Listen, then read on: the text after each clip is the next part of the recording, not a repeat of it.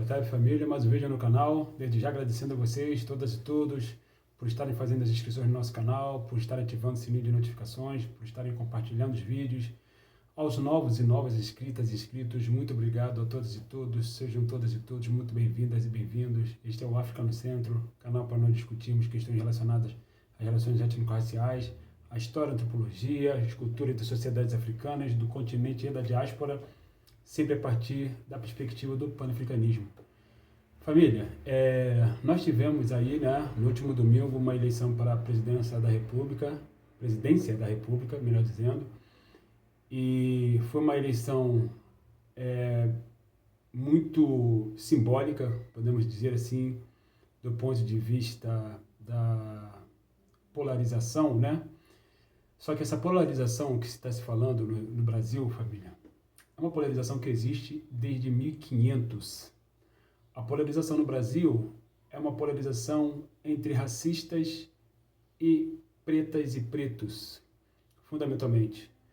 Até porque nós sabemos muito bem que quem controla os meios de produção no Brasil, quem dá as cartas no âmbito da política e da economia no Brasil, quem controla as instituições que fazem parte do Estado Nacional, são pessoas brancas e pessoas racistas, fundamentalmente, né? Não podemos jamais esquecer isso, podemos jamais perder isso de vista. Alguns vão dizer, Jorge, nós vivemos numa democracia porque a gente tem a possibilidade de apertar botões numa máquina branca a cada período de tempo.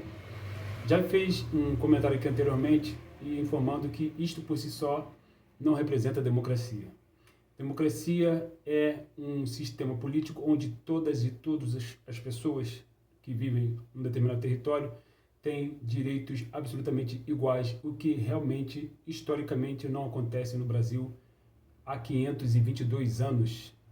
Para quem quiser e tiver disposição, leiam os livros do Abdias do Nascimento, lá está perfeitamente explicado isso, o quilombismo, genocídio do negro brasileiro, dentre muitos outros livros também do grande Clóvis Moura, pesquisador seríssimo a respeito das relações étnico-raciais no Brasil. Por que eu estou falando isso?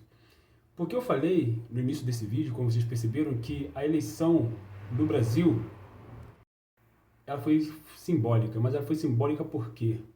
Porque o candidato genocida que está no poder tentando a reeleição, ele não tem nenhum outro programa de governo que não seja oprimir as populações pretas. Só que é mais do que isso. Quando a gente fala em oprimir populações pretas, estamos falando das populações nativas também. E quando se fala de outras minorias sociais, nós somos maioria numérica, mas por conta do processo de alijamento do acesso aos recursos, a população preta é minoria social. Feita essa distinção, o presidente genocida que está no poder, ele não tem nenhum outro plano para nós, comunidade preta, majoritariamente a classe trabalhadora desse país, que não seja a destruição, a aniquilação total da comunidade preta, né? Ah, Jorge, você está fazendo campanha para o candidato do outro partido, do Partido dos Trabalhadores? Não.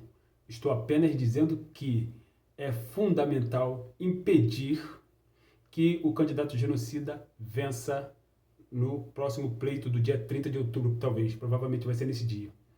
Por quê? Porque está se germinando e já está mostrando as suas caras um protofascismo no Brasil, né? A legitimidade com que pessoas brancas, racistas, estão matando pessoas negras está cada vez maior. A legitimidade porque essas pessoas brancas racistas estão se sentindo legitimadas pelo seu representante que está no poder. O seu representante que está no poder, negro, presta atenção, eles não representam ninguém que tenha pele preta, feições fenotípicas negras. Não representa. Sim, muita gente negra votou nesta criatura cujo nome não deve ser pronunciado. Sim. Muita gente, não só protestante, muita gente católica, muita gente do axé, muita gente ateu e ateia, né? Muita gente, ainda que seja de orientação sexual, que é combatida pelo genocida, né? Muitos gays, muitos lésbicos, muitos trans votaram. Por quê? Porque coadunam com o seu discurso de ódio. diga-se de passagem, né? Eu estou votando para falar porque eu conheço muitos gays, muitas lésbicas, que infelizmente declararam seu voto na criatura. Eu fiz questão de excluir essas pessoas do meu convívio, né? Pessoas negras, pessoas brancas, pessoas de axé, pessoas de umbanda, de candomblé, protestantes, católicas, ateus, pessoas que se identificam com esse caráter profundamente genocida, autoritário, fascista, machista, elitista, xenofóbico, homofóbico, mas que infelizmente muitas pessoas que não necessariamente de apenas um setor da população se identificam com esse discurso de ódio, de morte, de destruição da natureza, de destruição dos direitos sociais mais básicos, de destruição dos direitos trabalhistas, dos direitos previdenciários que já nos foram retirados. E, por outro lado, você tem, no seio da mídia burguesa, esse discurso nefasto do empreendedorismo. Preste atenção, família. Empreendedorismo, numa situação caótica da economia que nós estamos vivendo, onde muitas pessoas estão passando fome, 36 milhões de pessoas estão passando fome graças a esse genocida, e dessas 36 milhões de pessoas que estão passando fome, boa parte, se não a maior parte, é negra, né? Quando se fala em empreendedorismo no Brasil, nada mais é que uma armadilha do neoliberalismo, cuja o porta-voz é a mídia burguesa. E quando a gente fala de mídia burguesa, a gente não está falando apenas da Rede Globo de televisão. Estamos falando da Bandeirantes, estamos falando da Record, estamos falando do SBT, estamos falando da CNN. Vamos dar nomes aos bois aqui, porque estamos lutando contra um inimigo feroz e poderosíssimo. Então, família, não se engane. Este governo que está no poder e que está tentando se reeleger, o único plano que ele tem para a comunidade preta e para os seus inimigos políticos, que não necessariamente são negros, é a morte. Este é um governo de morte, um governo de matança. O próprio atual presidente, ele já disse várias vezes que a função dele é matar, que ele é capitão de artilharia. Ele disse que o erro da ditadura militar foi torturar e não matar, que a ditadura militar deveria começar matando 30 mil. Pois bem, no seu governo, ele cumpriu o que ele prometeu. Ele matou mais de 770 mil pessoas. Mas alguém vai me dizer, Jorge, mas ele não tem culpa da pandemia. Não, ele não tem culpa pela pandemia do Covid-19, mas é de responsabilidade total dele a compra de vacinas e não ficar fazendo de discurso no intuito de fazer imunidade de rebanho, como ele fez. Então, o discurso desse genocida, ele é único e exclusivamente voltado para a morte daqueles que são opositores a ele. Grande parte dos opositores a ele somos nós, negras e negros, né? Então, família, assim, não elejam esta criatura nefasta, não reelejam essa criatura nefasta que está no poder. Porque estou falando isso quando em cima do que eu vi no domingo na sessão eleitoral. É óbvio que a eleição é um jogo feito pela burguesia. Estamos cientes disso. Totalmente cientes disso.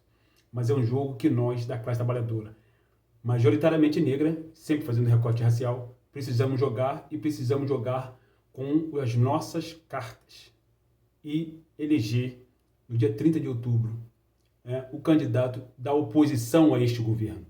Precisamos fazer isso. Por mais críticas que nós tenhamos, e temos muitas críticas, não só ao Partido dos Trabalhadores, como ao ex-presidente Luiz Inácio Lula da Silva, como a ex-presidente Dilma Rousseff. Porém, se tem um partido que fez um governo minimamente decente, e isso não é só eu que estou dizendo. Carlos Moore já disse, um grande autor, pesquisador do campo do panafricanismo, que eu pesquiso diuturnamente, ele disse, né, com todas as letras, tem vídeo dele aí, né? Eu não estou falando apenas porque ele disse, eu estou usando a sua fala, para embasar a minha, fundamentalmente, para vocês perceberem que eu não estou sozinho na minha análise.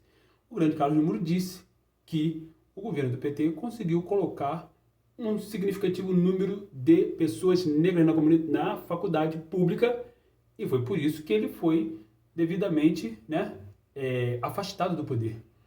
por conta dos racistas que controlam o Estado e a economia e a política do Brasil, fundamentalmente. Né? Significa dizer que nós somos petistas? Absolutamente. Eu sou pan-africano. Eu não sou petista. Sou pan-africano. Agora, que é necessário a gente unir forças contra o inimigo comum que quer a nossa morte, isso é fundamental, por exemplo, porque nós estamos numa guerra. Então, me valendo dessas palavras do grande Carlos Moore, que disse mais ou menos isso, né? Entre outras palavras, e conhecendo a história deste país, como a gente tem a possibilidade de conhecer pelas obras de autores do campo do panafricanismo, como o grande Abdiel do Nascimento, que o tempo inteiro se colocou contra o fascismo, desde a década de 40, quando ele bateu de frente com Getúlio Vargas, e nos anos 60 e 70, quando ele bateu de frente com a ditadura militar que aqui se instalou, né? Temos o dever cívico, tá, de remover da cadeira da presidência da República, no próximo dia 30, o genocida que lá está e que só visa única e exclusivamente destruir a comunidade preta deste país, até porque ele está a serviço do racismo. Mais do que do capitalismo, ele está a serviço da estrutura racial, ele está a serviço dos militares, ele está a serviço da grande burguesia branca racista, que quer, de novo, nos ver nas piores situações sociais, historicamente falando, como eles, para eles, né, da onde nós nunca deveríamos ter saído. E, de fato, boa parte da nossa comunidade ainda não saiu. Mas podemos e devemos fazer esse trabalho porque o sofrimento não deve ser sinônimo. A favela, a mendicância, né, a morte não deve ser sinônimo de população preta no Brasil. E sim, a luta, a resistência orgânica e centralizada em direção ao combate ao inimigo. Ok, família? Hotep, África no Centro.